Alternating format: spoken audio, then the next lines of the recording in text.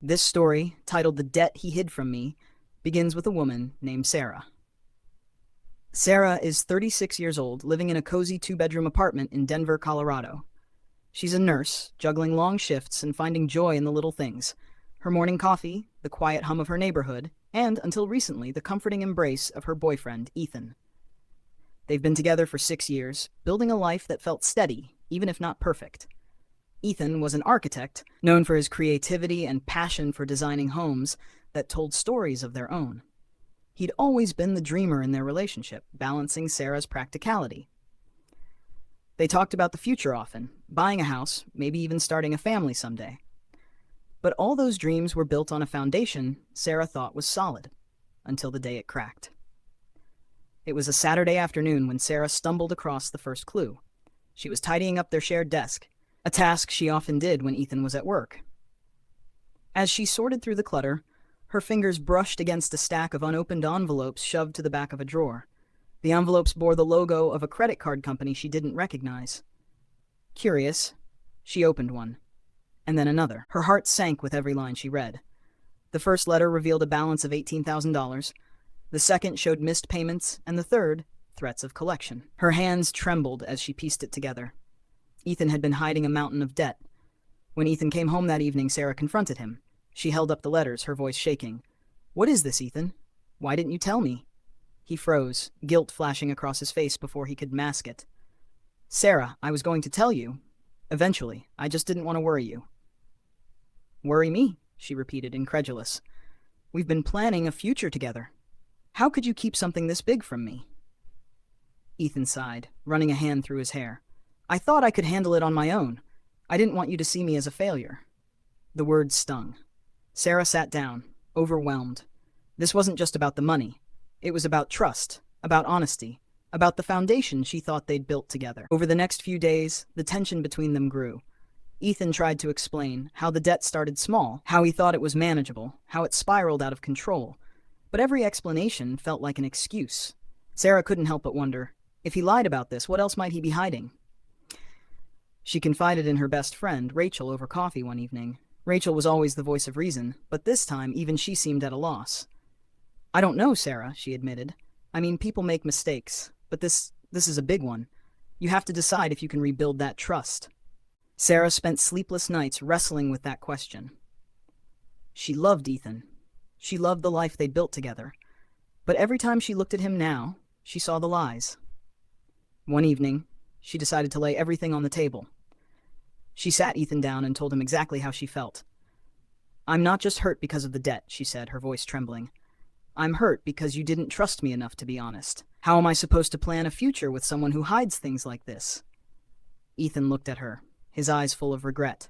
"I know I messed up, Sarah, but I'm ready to do whatever it takes to make this right. I'll be transparent from now on. I'll get help to manage the debt. Just, please, don't give up on me." His words were earnest, and for a moment Sarah wanted to believe him.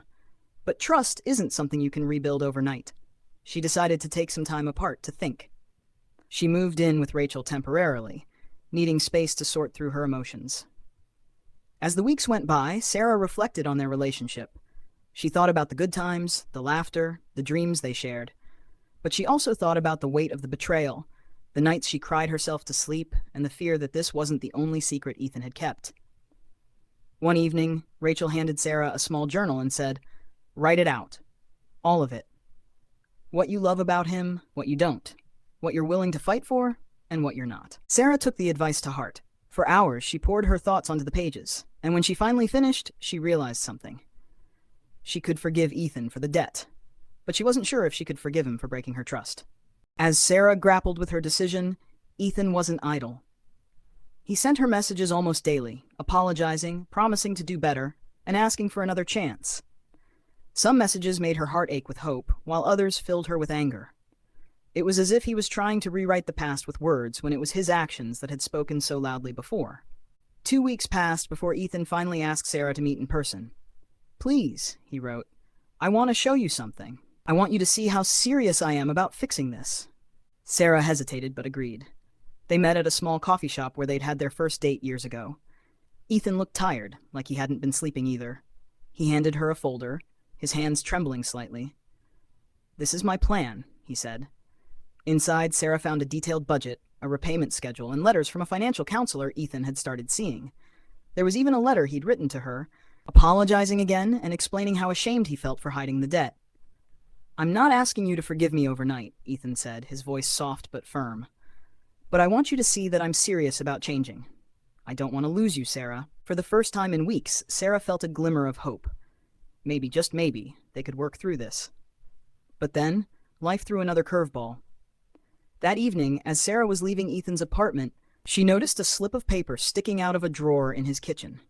It was another unopened letter from a creditor, one that wasn't in the folder he'd shown her. Her heart sank. She didn't confront him right away. Instead, she took the letter home and opened it. It revealed another $10,000 in debt Ethan hadn't disclosed. The next morning, Sarah called Ethan and asked him to come over. She placed the letter on the table between them. "What is this?" she asked, her voice quiet but filled with hurt. Ethan's face turned pale. I forgot about that one," he stammered. "It must have slipped my mind." Sarah shook her head. "No, Ethan, this isn't something you forget. You came to me with a plan promising transparency, and here I am, finding another secret. How can I believe anything you say?" Ethan tried to explain, but Sarah couldn't hear it anymore. The weight of it all, the lies, the broken trust, the fear of what else he might be hiding, was too much. "I need time," she said finally. "Real time. I can't keep going back and forth like this." She moved out of Rachel's and rented a small studio apartment. It wasn't much, but it was hers, a space where she could think clearly without the emotional pull of Ethan's apologies. Over the next few months, Sarah focused on herself. She took up journaling again, started therapy, and even joined a local hiking group to stay active. Slowly, she began to feel like herself again. Ethan reached out occasionally, but Sarah kept her distance. She needed to heal, to figure out if she could ever trust him or anyone again. Then one day, Ethan showed up at her door unexpectedly. He looked different, more grounded, less desperate. "I just wanted to thank you," he said, "for pushing me to face my mistakes. I've paid off most of the debt now, and I'm continuing counseling.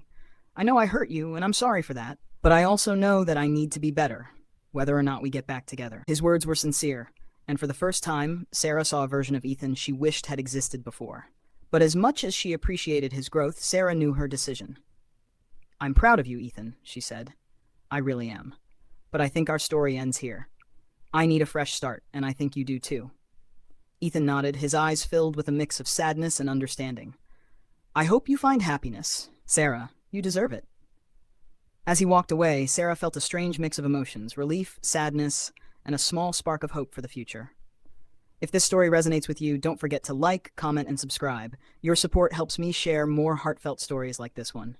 Thank you for being here.